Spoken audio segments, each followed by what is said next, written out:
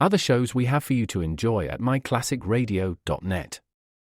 The Avengers was most certainly not a household name in South Africa prior to the radio series. With no national television service until 1976, the mechanism simply was not present in the country to show television programs to mass audiences. While many other countries reveled in the filmed adventures of John Steed and company, South Africa was not equipped to join in the fun. The series took Britain by storm and made a major impression in the American markets, being that greatest of rarities, a British series given a network transmission slot. However, as a filmed series, rather than a videotaped one, The Avengers was able to gain a modicum of exposure in South Africa through film rentals. Come and listen at myclassicradio.net. Frontier Town, the saga of the Roaring West.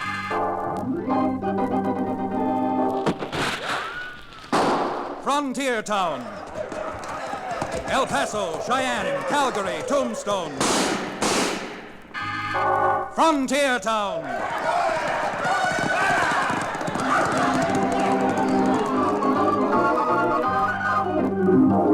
Here is the adventurous story of the early West, the tamed and the untamed, from the Pecos to Powder River, Dodge City to Poker Flat.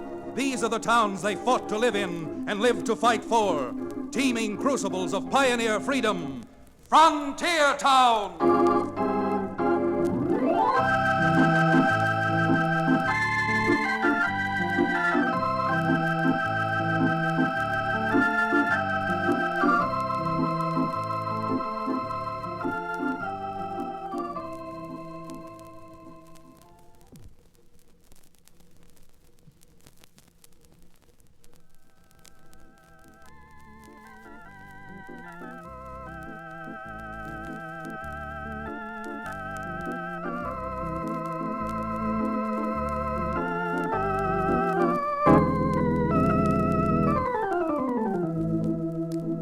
Howdy. Chad Remington's the name. Chad Remington from Dos Rios in the Rocky Mountain country, where I'm sort of, well, I guess you'd call me a frontier town lawyer. Strange things happen out on the frontier, and as a result, strange things happen to me. Mighty strange things. But the frontier being what it is, always changing and always moving, and with the people who drift into it and across it, we've got just about as much law as the law allows. To show you what I mean, let's take what seemed to be a pretty cut and dried case that was brought to me just a matter of a few weeks ago. And I guess the best way to tell you about it is to tell you what happened, or what I suppose happened before they sent for me. Now, it all took place in the town of Rock Springs, about 50 miles from Dos Rios, and concerned a cattle rancher by the name of Oliver Baldwin and his daughter Dixie. By criminy, Dixie, you're just wasting your breath arguing with me. I know what I'm doing, and I'm a-telling you that I'm going down to Delahanty's store and tell him off proper. But, Daddy, maybe you did make a mistake when you wrote that deed out for him. Maybe you just thought you wrote it out for 300 acres. You might have put an extra zero on it without realizing it. The only mistake I made was in dealing with that unprincipled, no-good varmint in the first place. I know what I wrote in that deed, and it was just 300 acres and not 3,000. Well, if you're positive he changed the 300 to 3,000, you still shouldn't take the law into your own hands. Who said anything about taking the law into my own hands? I'm just going down to Delahanty's store and give him 24 hours to change that deed back to 300 acres or suffer the consequences. And while I'm in town, I'm sending a telegram over to Dos Rios to that lawyer over there, Chad Remington. Well, that's a relief. Because if Delahanty's going to try any crooked stuff on me, I'm a-getting a lawyer and throwing him and his whole kit and caboodle right smack into jail.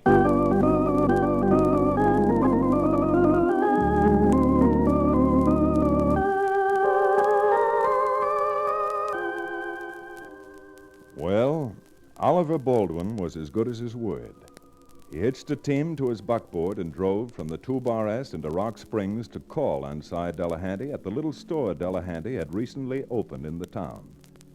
And while he was on the trail to Rock Springs, Oliver Baldwin was the subject of a conversation Delahanty was having with his assistant, Prod Stevens. Look, Mr. Delahanty, I know I work for you, but you ain't been in Rock Springs long enough to know about these things. And I'm telling you, Oliver Baldwin is a regular catamount when he gets riled. You don't say so, Prod.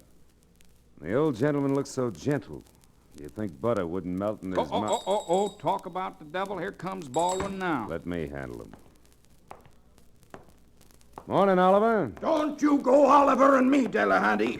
No, don't tell me just because you made a perfectly understandable mistake in filling out my deed that you're going to hold it against me. Delahanty, I know you ain't been out west long enough to understand us, folks, but them smooth city ways yours don't go out here. We got our own way of handling crooks.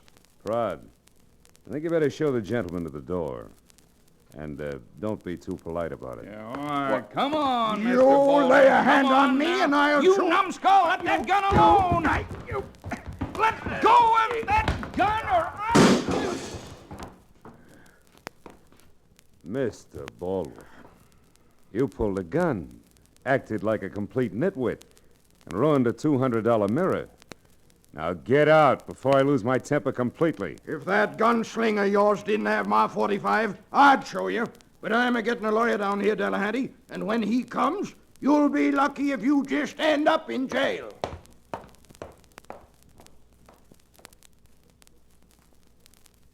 So, he's sending for help, is he? Well, the only kind of help he's going to need is the help of 6 pallbearers. Prod, Yeah, boss? get that rifle out of the back room. You and I are riding out on the trail, making sure that Mr. Baldwin never gets back home.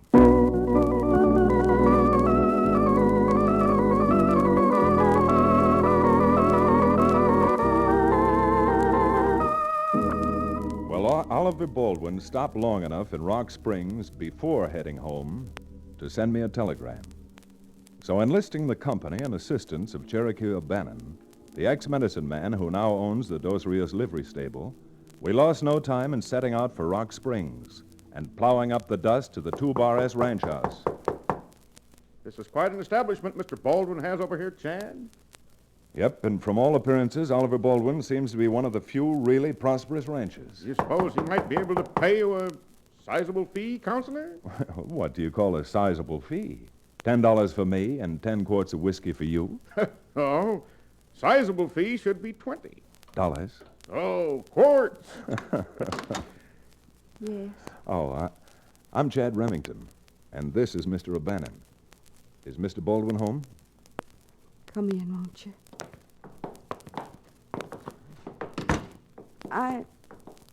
I'm Dixie Baldwin.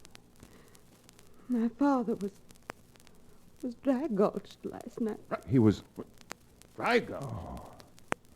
Who was the unprincipled culprit who dared to... Hold it, Cherokee. This is no time to ask questions. If Miss Dixie feels like talking, she'll tell us all that's necessary to know. Oh, what is it to tell you? I knew before my father left for town that he'd never come back. Why do you say that? Because he went in to see Cy Delahanty with blood in his eye. Cy Delahanty. Who's he? Double-crossing, sheep-stealing Jasper who just opened a store in town. Oh, I know I can't prove it, but I'm positive that Delahanty did it. Why do you say that, miss? Had he threatened your father? I don't know. But Daddy threatened him plenty. You see, Delahanty moved to Rock Springs from Springfield a few months ago.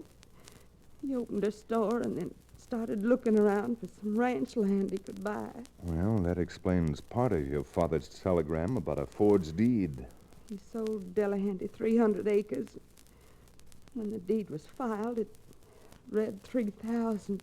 I see. But you said your father was dry gulched. And if he went into Delahanty's store to threaten him, Of course. You didn't think Delahanty would do what he did in his own store, do you? Why, with that kind, they just wait. Shall I open the door for you, Miss Dixie? Well, yes, if you... Well, I recognize his rig outside.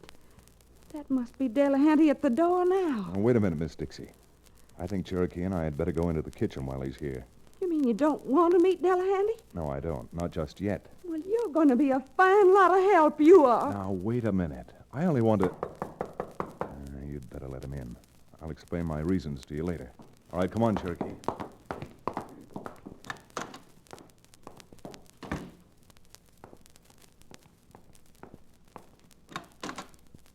Good afternoon, Miss Baldwin.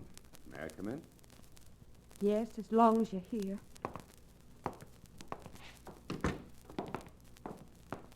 I heard about your father. Not really. A week ago, I'd have felt sorry for your father and for you. But since he made his attitude very apparent yesterday, I'll just make this a business call. Save myself the trouble of coming to see you again. And save me the trouble of seeing you again. Your father told you he sold me only 300 acres, didn't he? That's all he did sell you. Fortunately, that part is past argument. When he came in to see me yesterday, he asked me to promise that I wouldn't tell you about this. Here. A bill of sale for 100 head of cattle. A bill of sale for 100 head of cattle. You didn't think I was going to buy 3,000 acres of land and raise jackrabbits on it, did you? I bought a ranch from your father. A ranch with cattle on it.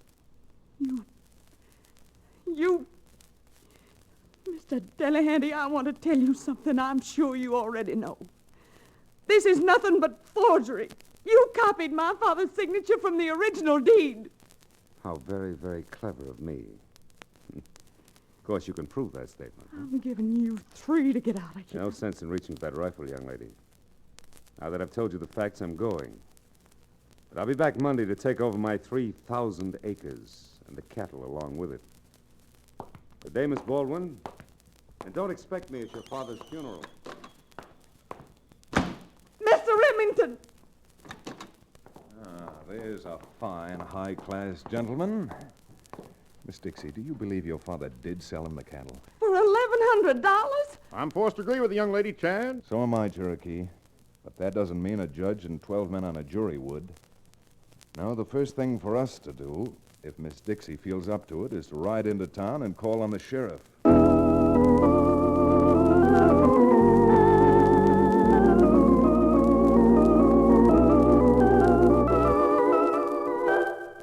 Sheriff, you can't really mean that. Allow that I do, Miss Dixie. Guessing's one thing, proving's another. And how are you going to prove a thing like forgery when even you admit you couldn't tell if it's your father's signature or not? Well, if either of you think I'm going to be robbed of my ranch and my stock, you've certainly got another thing coming. Miss Dixie, the law is the law. Isn't that consoling?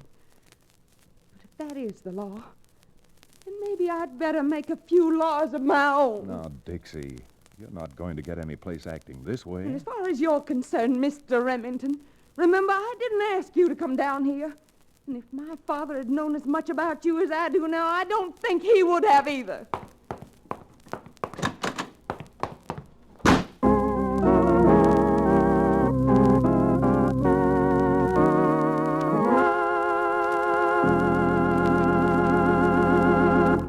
We'll return to the second act of Branding the Badlands, our exciting frontier town adventure, in just a few moments.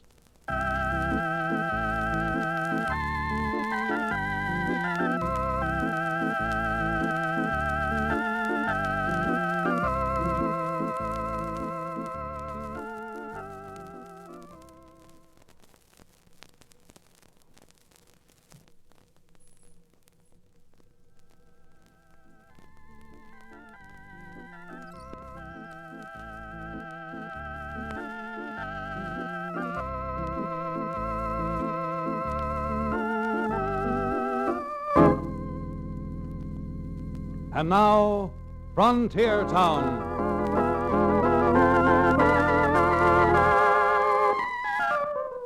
Well, as I said before, a cut-and-dried case doesn't always turn out to be just that. And not only was it a back-breaking job trying to prove anything on Cy Delahanty, but Dixie Baldwin's sudden attitude of bitterness was making my task no easier. After Dixie's display of temper at the sheriff's office, the O'Bannon and I, somewhat grimly, I admit, remounted our horses and rode back to the 2-Bar S Ranch. When we got there, we found that Dixie, having seen us coming, had gone into her bedroom and bolted the door, leaving us with a bit of egg on our faces. Not much to do and a good deal to talk about. Chad, you know I'm not a man who likes propriety. But I want to go on record as saying Miss Baldwin is perhaps the most pig-headed filly I've ever seen. And one of the most pulchritudinous, I might add. Yes, indeed. Yes, indeed. Yeah, find out how good her pulchritude is doing us while she's locked up in her room. And it has certain advantages at that, Chad. For example, since she is not out here to play hostess, I could look through the kitchen cupboards to see if I could locate any refreshments. Not on your tin type. This is one time you need a clear head. Counselor, my head is clear as a bell. Yes, and probably twice as empty. Of course. It's absolutely twice. What was that again? Look, O'Bannon, there's only one thing for us to do. We've got to induce Miss Dixie to come out and listen to reason. And there are no two ways about that. If I know women, and I do, she's not coming out. Dixie? Dixie, can you hear me? I want to talk to you. You're just wasting your breath, my boy. Doggone it, Dixie. Will you stop acting like a spoiled child and come out here? Certainly not coming out. And if you're even half a gentleman, you'll pack up and clear out of here. Now, your father telegraphed me to come out here and, well, he needed some help. And if you... Fine lot of help you are. Unless you mean you want to help Delahanty. Why, you ungrateful little vixen. Now, you either open that door or someone's going to have to buy you a new one. You try breaking this door down and you're going to get a load of buckshot. All right. Now, Cherokee, that excess beef of yours is good for something. Come on, help me bust this door down. Only too glad to oblige, Counselor. All right. 1, 2, 3. Two big, strong men, eh? Well, do you think you're big enough to swallow lead? Now, you wouldn't dare pull that trigger. Your bluff is just like your temper, all on the surface. And for your information, I'm not leaving Rock Springs yet. And for your information, I don't care what you do as long as you get out of my house. Fair enough. That's a bargain. All right, come on, Cherokee. We got a bit of riding to do and fast.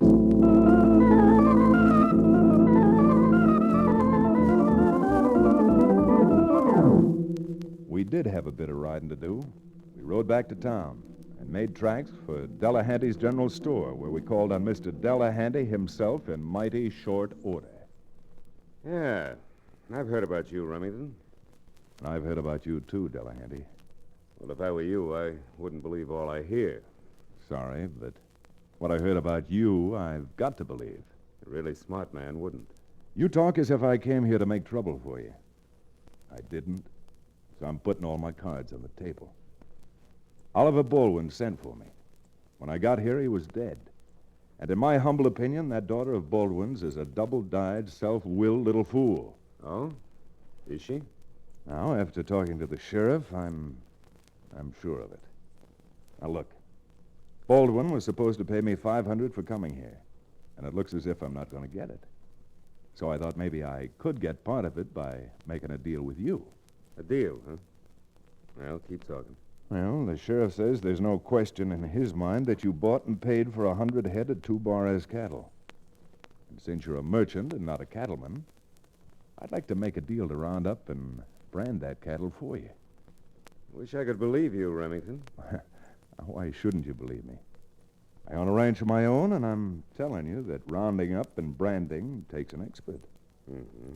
Besides, if O'Bannon and I could do the job for you and collect $100, well, we'll at least have made expenses and not leave Rock Springs total losers. Good grief, man. What have you got to lose? Besides, you can ride along with us and make sure you're getting what you paid for. That's right at that. All right, boys, you can start the roundup and branding tomorrow morning. And Prod and I will be right on hand to watch you.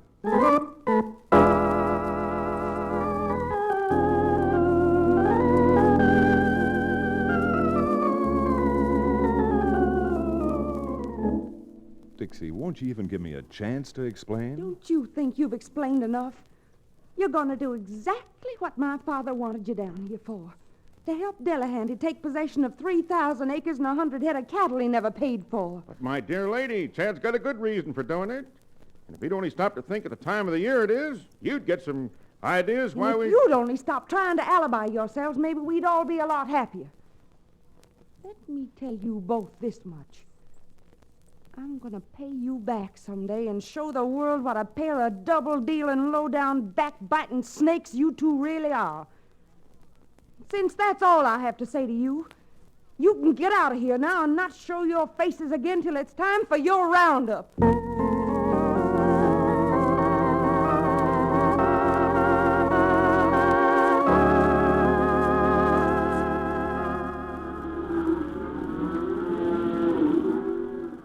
All right, Cherokee. Dab a loop on that yearling and haul it over here to the fire. We're all ready to brand. Right you are, Chad. Are you sure this brand design will be all right for you, Mr. Delahanty? Sure, if you say so. It's easy to put on those steers. Oh, it's very little trouble. And the design, triangle cross, is unusual. You won't find it twice within 1,000 miles of here. Chad, this adolescent bovine is not taking too kindly to the idea of branding. Now, who's going to hold and who's going to brand? I'd better ear the calf down, Cherokee. You look almost worn out already. The only reason I look worn out is I am worn out. Did you ever see a branding before, Mr. Delahanty? No, this is my first. Chad, for mercy's sake, will you stop conversing and toss that calf? The iron is red hot. Okay, Cherokee. And don't forget the instructions I gave you. Yes, sir. Once over lightly. Okay. All right, here we go.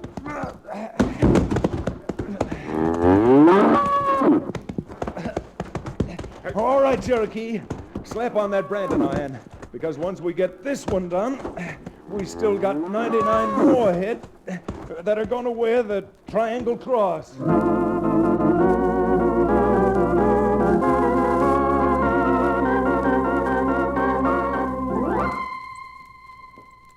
Now, believe me, it was mighty tough work branding 100 steers, but well worth the money Delahanty was supposed to pay us.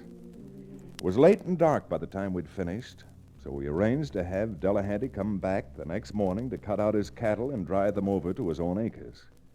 But just before Delahanty was due, Cherokee and I paid another call on Dixie Baldwin. Are you crazy?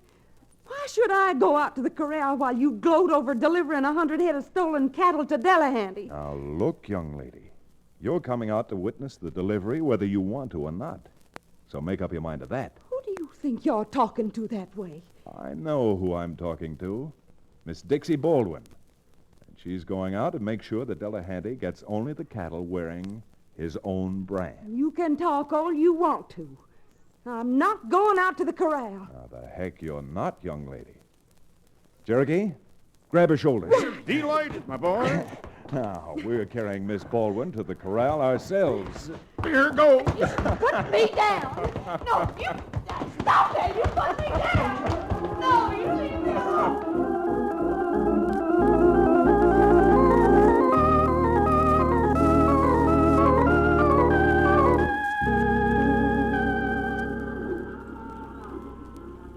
Well, Mr. Delahanty, it's up to you to pick out the cattle wearing your Triangle Cross brand and drive them out of here. Huh? Triangle Cross brand? That's your brand, you know. Why not one of these cattle are wearing a Triangle Cross? But they're the same cattle you saw Chad and I brand for you yesterday. What are you talking about? Not your cattle. These have got to be your cattle. You left that so-called assistant of yours here to watch them overnight, didn't you? We're not magicians, Mr. Delahanty. I don't know what's going on. But there must be some mistake. Mistake? Oh, there can't possibly be. And what's more, you yourself gave Miss Baldwin a receipt for the 100 head of cattle right after the branding. Yeah, but these aren't my cattle. Well, I must admit the 100 head penned up in here are wearing the 2-Bar S brand. Maybe you moved your cattle during the night while we weren't around. You think I'm crazy or something? I'm sure I don't know. But since you admit these aren't your cattle here, well, you might just as well be on your way. Why, you... Remington, I don't know how you did it, but you tricked me. I did? And let me tell you this much. You're not going to get away with it. But maybe I have gotten away with it, Delahanty. It seems to me that you've already signed a receipt for the delivery of your so-called cattle. Yeah? I'm taking the cattle in this corral anyhow. Pry! Yeah, boss? Start driving that 100 head out of here. My good man, do you intimate that you're going to rustle Miss Baldwin's cattle? I mean that you're both a couple of thieves. and I'm taking what's rightly mine. Delahanty, you just made a couple of mistakes. The first mistake was calling me a thief. And the second was... Chad, look out! Go get him, Counselor. Try to steal cattle, will you?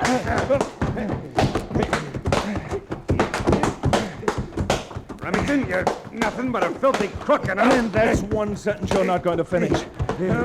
When you wake up, we've got another sentence you can finish, which will run about 15 years.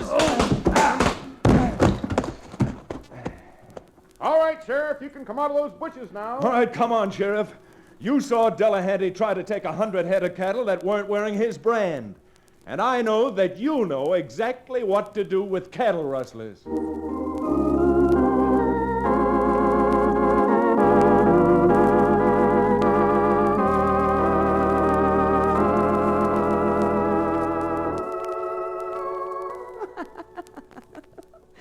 Chad, I'm not even going to apologize to you for all I said and did.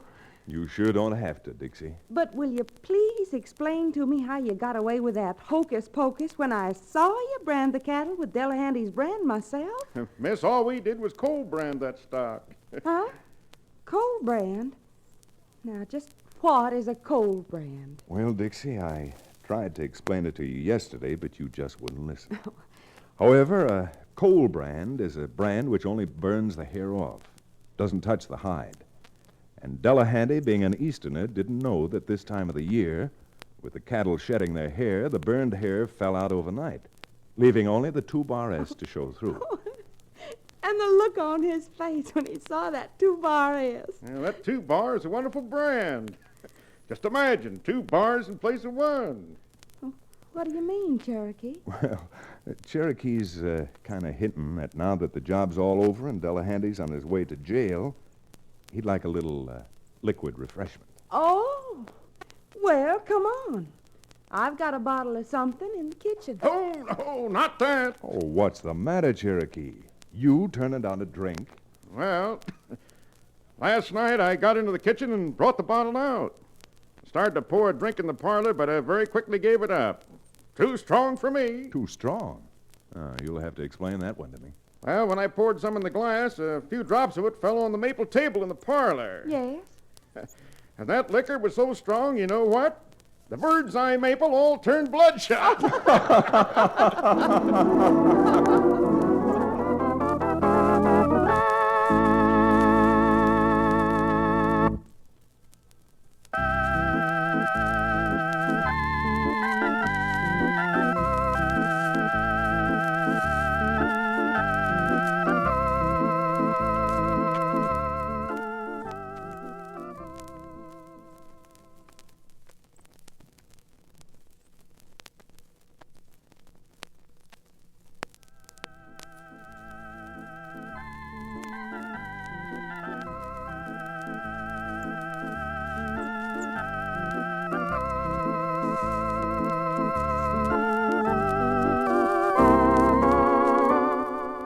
Frontier Town, starring Reed Hadley and featuring Wade Crosby, is a Bruce Ells production. Story and direction by Paul Franklin. Music written and played by Ivan Ditmars. Be sure to be with us again same time next week for another fine action-adventure story with your favorite young Western star, Reed Hadley. And now this is Bill Foreman to tell you that Frontier Town comes to you from Hollywood.